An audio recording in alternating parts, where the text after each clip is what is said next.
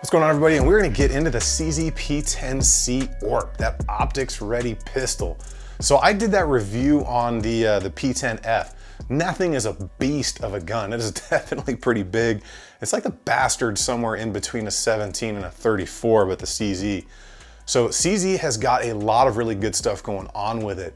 And I was not the biggest CZ fan the first time that I shot one, but at SHOT Show in January 2019, I got a chance to play with that P10F. And I have to tell you, once I held that and played with it, I knew I wanted one. And I liked that thing so much that I went and I bought the compact optics ready as well. Now I just got my plates in to mount optics to here, so I'm gonna do videos with different optics on here just to kind of see how they feel and how they go. You know, every pistol kind of has a deeper cut. You may or may not be able to co-witness. So a lot of things can come into play there. But there is a ton of good stuff going on with CZ. One of those things is their trigger. So that's one thing that CZ sets themselves apart from. We can see that take up, that hard wall break, and then this reset break. So definitely a great little trigger. And I love that hard wall because of the way I shoot. And when I'm going to engage a target, I'm coming out and I'm prepping that trigger already. And I want that hard to find wall because I only want to give her about a 1/16 of an inch and a pound of pressure before I send that round down range. That's just kind of the way I shoot. Now there is definitely a lot of other good stuff going on here, from the ergonomics of the grip, the ability you can get way high up here on the pistol grip, so that bore axis is a little bit different. They've chamfered off that slide very nicely in case you're doing press checks or front slide manipulations. And then of course, guys, the trigger, like we already discussed, definitely a solid setup. And giving us the ability to have an optic on here just takes it to the next level for CZ. And I did just get in my HBI trigger for this, so that video will be up very soon. But this thing was absolutely awesome to shoot out on the range. It was a ton of fun.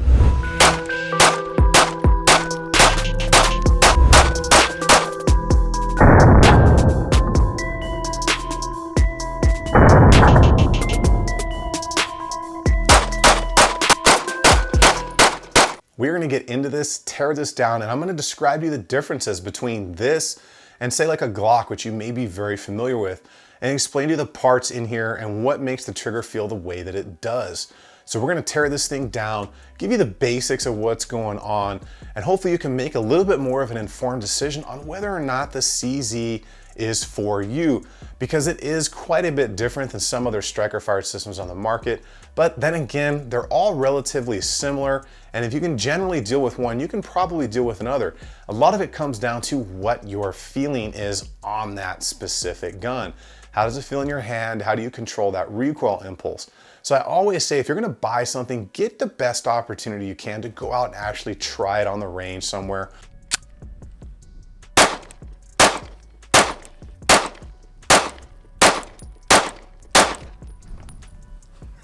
Man, this thing shoots good. Or borrow a friend's, or whatever you can do to see if it's going to work for you before you just buy it and end up having to sell it back to somebody. So if you guys like what's going on here with the channel and learning about these things like the P10C optics ready, go and hit that subscribe button for me. And I will leave links for everything that you see here that I can down below. You know, if you're on YouTube, you gotta check that first link in the description. It'll take you to a page where all that stuff is listed, because YouTube doesn't let us put gun links on YouTube anymore. So we're gonna get into this P10C optics ready pistol right now. All right, everybody, we're gonna jump into the P10C optics ready. So the optics ready pistol here, guys. So the P10C is definitely becoming a favorite of mine to shoot both on the range, and I really wish they made duty gear for it. So I know Safariland is not making holsters, like light bearing holsters for these right now. And I really wish they were, because I am liking this more and more every time I get to shoot it. So right now, guys, I'm at about the 500 to 600 round mark on that. And that's kind of when I've got a good feeling for the gun and I can kind of give an honest opinion. Now, I know on other guns I've shot a lot more, but when I'm buying all the ammo to test certain guns, I do have a budget, and that is usually where mine kind of ends unless I'm having issues or something comes up. So let me give you the specs on this thing as it is. We are 15+1 on the magazine there, guys. So you get a total of 16 rounds. We are 4 inches on the barrel. We are 1.26 inches wide on that slide right there. total length of 7.3 inches, and we are at 26.3 ounces the way it sits right here. So definitely pretty cool. As we know, obviously it's a polymer fiber reinforced frame here, striker fired pistol. So they are gunning for the Glock 19 MOS on this one for sure. And they are doing pretty good things with it.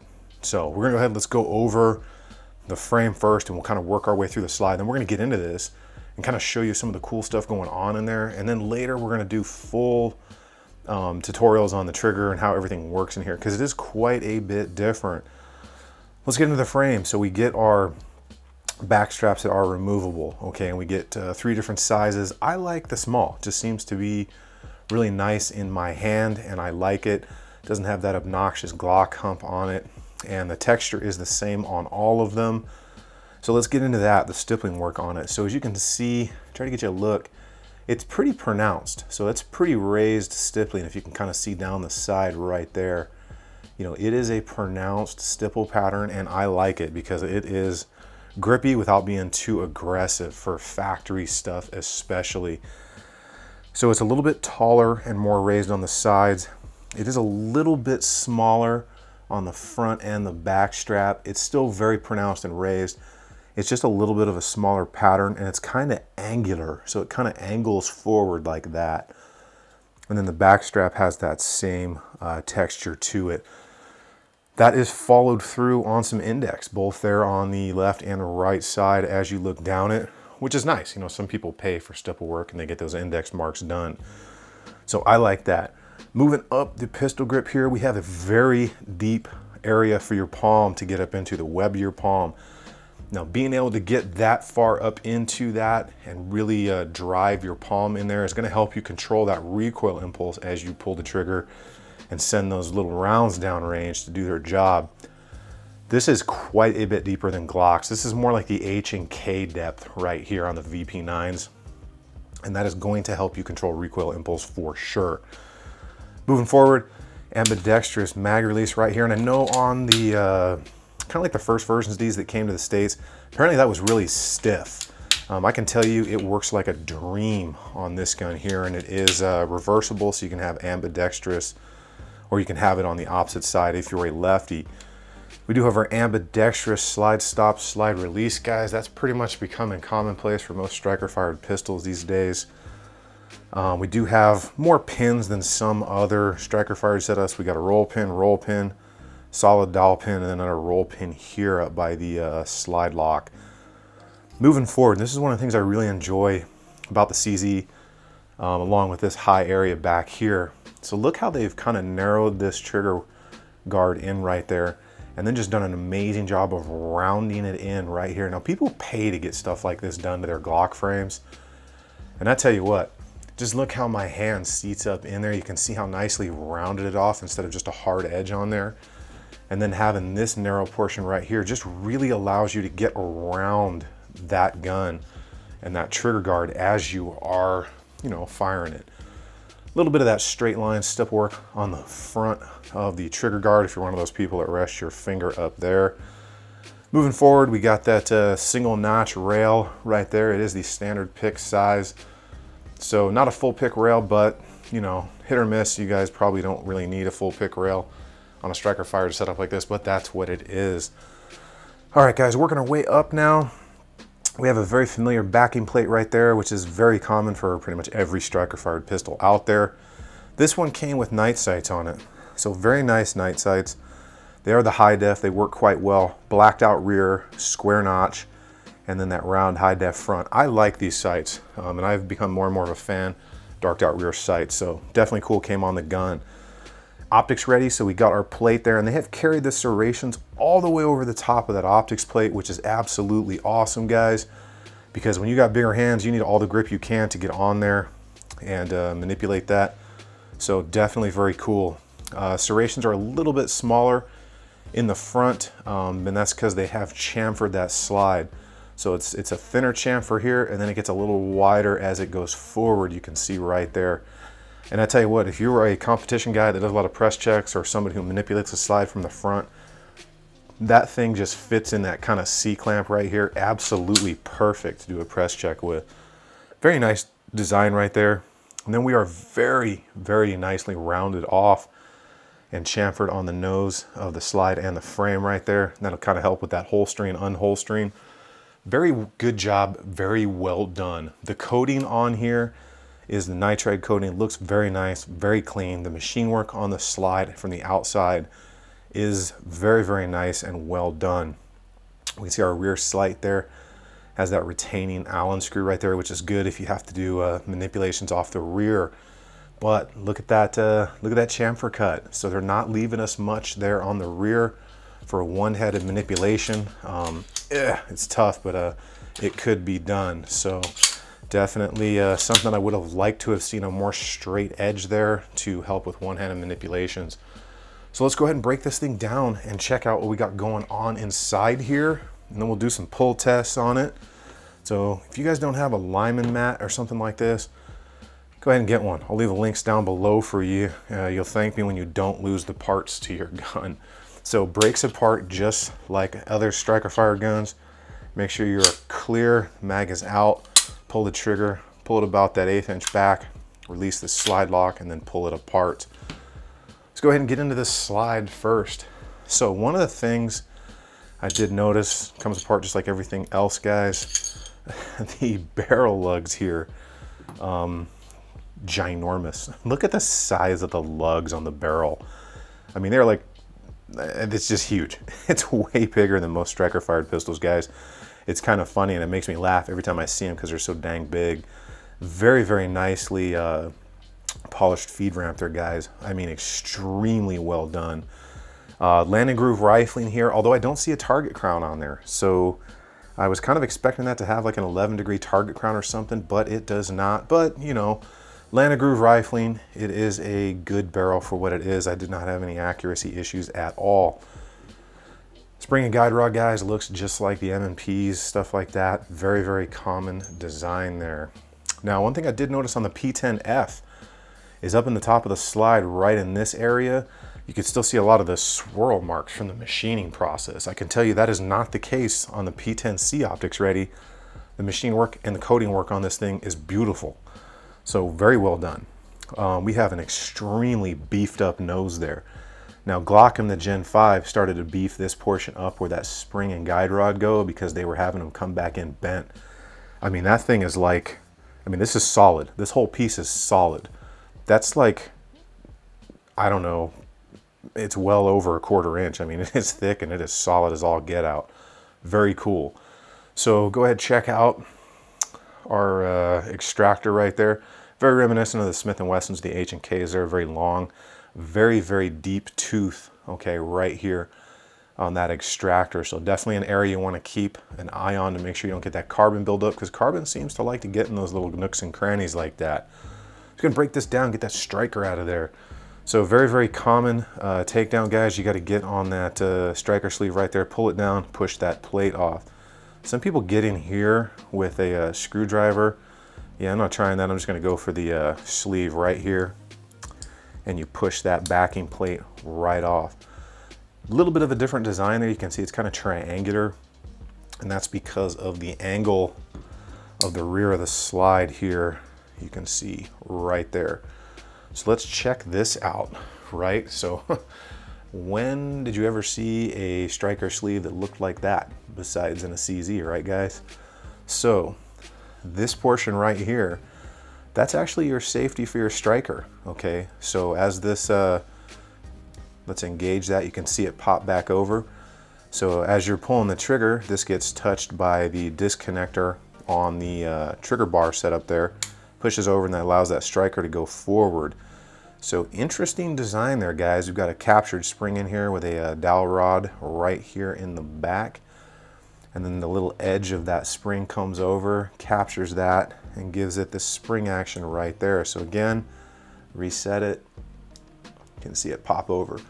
Interesting design, guys. Very interesting to say the least. And then our spring cups, very typical of every striker fired pistol. We will do a full breakdown and how to on this trigger. I just wanted to show you guys that. As far as the ejector in here, or the extractor in here.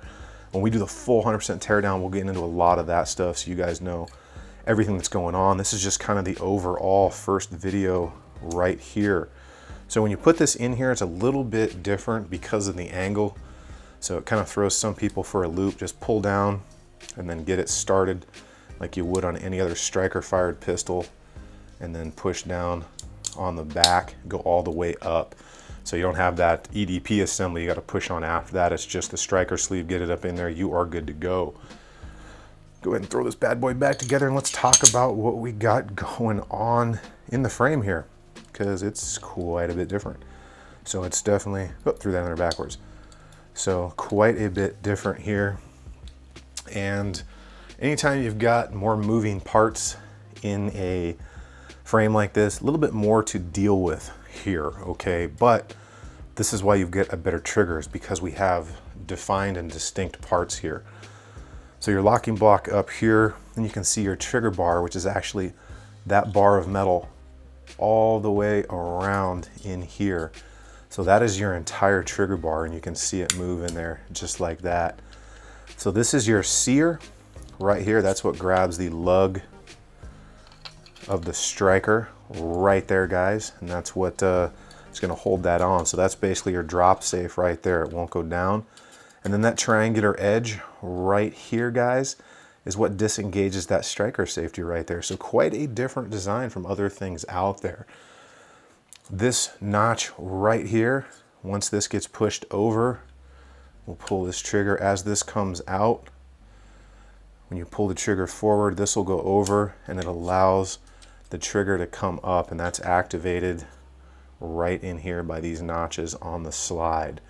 So that is what your reset is instead of the connector, if you think about a Glock. So it's right here, allows that to push over. The sear right here gets to pop up and into place as that slide comes back. As you'll see, as it's down there, that's fully fired. As the slide is moving, push it in, it pops up, captures that striker lug, goes back forward, resets your trigger, guys, just so you know how that works. We do have dual springs back in there. I know it's a little tough to see them, guys. I promise we're gonna do a full trigger how-to and breakdown on this thing. But everything in here is just beefy as all get out, guys. That's probably why it's a little bit heavier. So let's go ahead and get this thing back together. Do our functions test. And let's do some pull tests, guys, and see where we are at. I want to say it's probably going to be a little under 4.5. It feels really, really clean, guys. Reset here. Slipped off that a little bit. Okay, so guys, dead nuts, 4 pounds right there, okay? And I do pull low, guys, just so you know. I pull low because as I'm shooting, I am dragging my finger across that trigger housing right there, that trigger. So again, guys, 4 pounds, 2 ounces. That is awesome. Now this trigger definitely feels better than the Glock one, guys, both tactile wise and weight wise. And I want to talk about that right after we get these pull tests done. Okay, so a little bit more that time. Pulled about 4 pounds, 6 ounces right there. Still very, very good, guys. Now the trigger on here, mostly straight trigger. And I wanted to wait until now to talk about this because it is different, right? So we have our trigger safety, which is normal, that keeps it from going through the frame right there. Okay, and if we see right here, it doesn't depress 100%, guys. And that's kind of one of the complaints people have about Glock triggers. But as you notice, there are kind of some serrations, and like right here on the trigger, it actually fits perfectly in with those serrations, so it just feels like one of those. So even though it doesn't depress all the way, it still does feel pretty dang good for a factory trigger. Now, we talk about the take up there. It's about as much as a factory Glock on this one, I feel. Extremely defined wall, guys. Very instantaneous break. So break, reset here. I mean, guys, just a great trigger out of the box. So we're gonna go ahead and we're gonna get back up in the chair and we're gonna finish this up on the CZ P10C Optics Ready pistol. Well, what do you guys think? I am really curious, so leave me a comment down in the description. Now, I know there were some things on the first generation where some people said that the magazine release was a little bit tight or anything like that. What I can tell you is the slide release was definitely a little tight up in there the first couple times that I shot it. But after some time and after a few rounds through it, it definitely loosened up.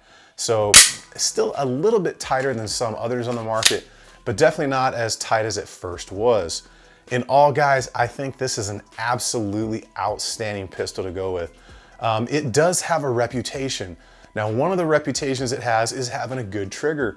The other reputation that it has is it's kind of the hipster gun. So apparently this is the gun that the craft beer types that wax their mustaches carry for some odd reason. I don't know why, because in my opinion, hands down, this does feel better to me than my Glock 19s, which is really what this is the direct competition for. So I feel that it definitely out of the box outperforms, shoots, and feels better than a Glock 19. It could be because it's a little bit of a bigger gun, which allows me to get a better grip on it, has a little bit more weight to it. But the overall feeling of it and the trigger out of the box, definitely better in my opinion. So take that or leave it. I don't know if you guys have ever had the chance to shoot one. If you have, again, I'm really curious to know what your experiences were. But the options that CZ has given us, from the ambidextrous controls here, nicely chamfered down slide, better stippling from the factory on here, the 15+1 capacity, which is pretty much standard for like a compact style pistol, is definitely cool. And then optics ready is definitely gonna take it to the next level, because there's more and more optics coming out and they're getting more and more reliable as time goes on. Now, I definitely cannot wait to get that HB trigger in there. I got the tungsten colored one, but I am really wanting to see how that goes, because I'm probably gonna get another one for my full size version. And I really hope that this helped you guys out, and me explaining the options to you on the CZ series guns, because I really wanna help you guys make the appropriate decision that's what's going to work for you. Now, I still think that everybody should go out there and attempt to shoot what they are looking at. But for me, I definitely enjoy this platform. I think it's absolutely a great one for anybody to go with. You do have to keep in mind there are far more moving parts in this than, say, a Glock. But then again, the M&Ps and the H&Ks have far more moving parts than a Glock as well. And that's probably why most of them have a better trigger than Glock does. So if you guys are into anything that you saw here, I will leave links for you down below in the description. If you're on YouTube, guys, you know you got to check that first link, because YouTube's hating on the links. So if you like the content, guys, give me a thumbs up. If you like hearing this information and getting these unbiased reviews on things like this, go ahead and subscribe to the channel. If you didn't like the video, I don't know what to tell you, but you're still here, so subscribe anyways. You guys get out there on the range, have some fun, try something new out, don't get stuck in the old things, and I will see you guys on the next one.